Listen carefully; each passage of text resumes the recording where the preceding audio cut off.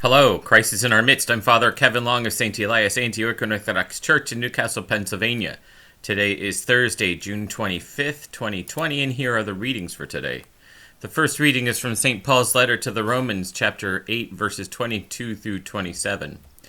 Brethren, we know that the whole creation has been groaning and travailed together until now. And not only the creation, but we ourselves, who have the first fruits of the Spirit, groan inwardly as we wait for adoption as sons, the redemption of our bodies. For in this hope we were saved. Now hope that is seen is not hope, for who hopes for what he sees? But if we hope for what we do not see, we wait for it with patience. Likewise, the Spirit helps us in our weakness, for we do not know how to pray as we ought, but the Spirit himself intercedes for us with sighs too deep for words. And he who searches the Spirit intercedes for the saints according to the will of God. And this morning's gospel reading is from the Gospel of St. Matthew, chapter 10, verses 23 through 31. The Lord said to his disciples, when they persecute you in one town, flee to the next. For truly I say to you, you will not have gone through all the towns of Israel before the Son of Man comes. A disciple is not above his teacher, nor a servant above his master. It is enough for the disciple to be like his teacher, and for the servant like his master. If they have called the master of the house Beelzebul, how much more will they malign those of his household? So have no fear of them, for nothing is covered that will not be revealed, or hidden that will not be known. What I tell you in the dark, utter in the light, and what you hear whispered, proclaim in the housetops. Do not fear those who kill the body, but cannot kill the soul. But rather fear him who can destroy both body and soul in Gehenna.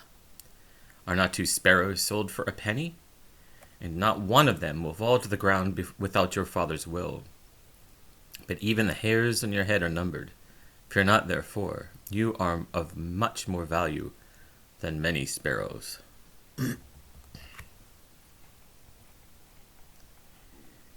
Again, there is much to be understood in both the epistle and the gospel today.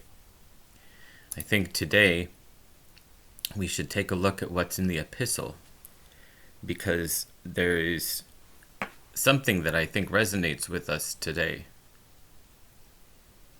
It says again, we know the whole creation has been groaning and travailed together until now. Groaning in travail. What an interesting statement. And indeed, if we kind of think about what's going on in the world, we take a look in Siberia and they have temperatures in the hundreds. There's a volcano eruption in an earthquake in southern Mexico.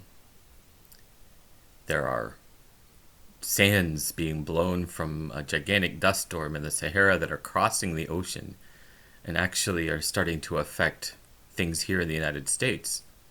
If you look out at night, you'll see that sunsets are particularly dazzling, and that's because of the sand that's there in the atmosphere.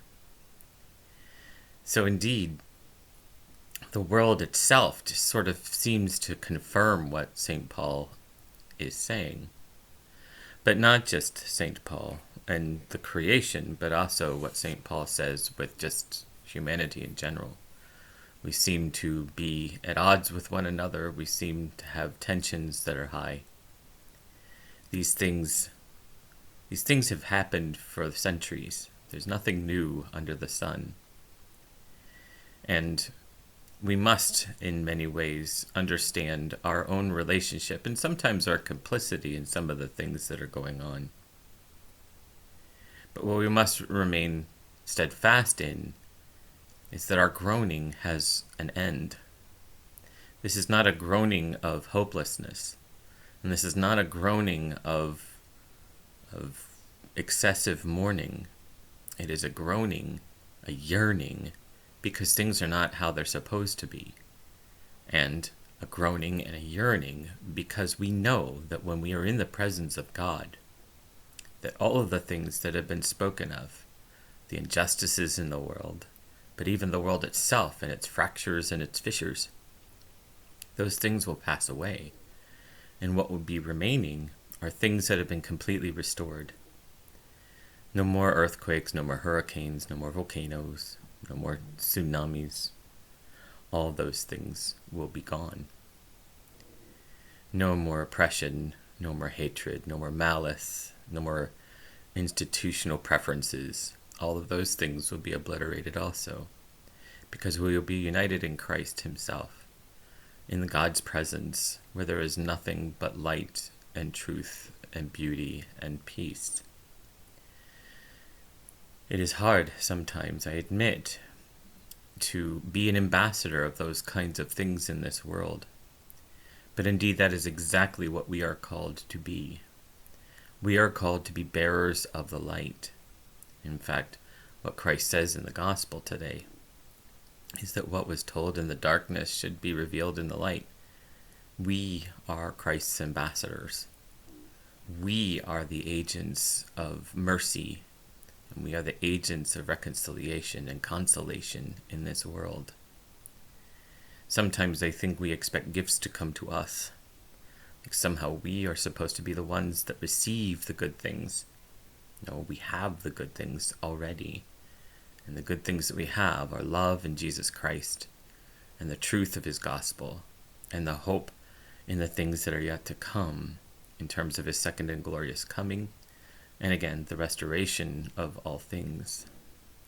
Those things are what we proclaim in the world. We can proclaim that there is potential for healing in the world. And that's indeed true. All we need to do is live into it. And so, that's what we should do. Instead of wringing our hands and saying, gosh, why is this world so horrible? Be a part of the world that isn't horrible. Don't think that the world's going to come to you. Go to the world. And I don't mean go and shout in the street corners and from tops of pillars and things like that. If that's not your calling, then you shouldn't do it. But instead, be the kind of person who speaks peace to your neighbor. Be the kind of person who treats people who are black or from Asia or anywhere else as if they were your brother or sister. Be fair in the way that you deal with others. Be just in the things that you do. Be loving in the exchanges that you have with others, be they friends, family, strangers, doesn't matter. You do those things. And yes, as the gospel and the epistle both say, groanings will still be a part of your life. Sufferings will still be a part of your life. But you will be an agent of Christ in the world. And the world will be better off for it. So may God bless you and keep you today and always. May he be with you and your family. And God willing, we will meet again tomorrow. Have a great day. God bless you.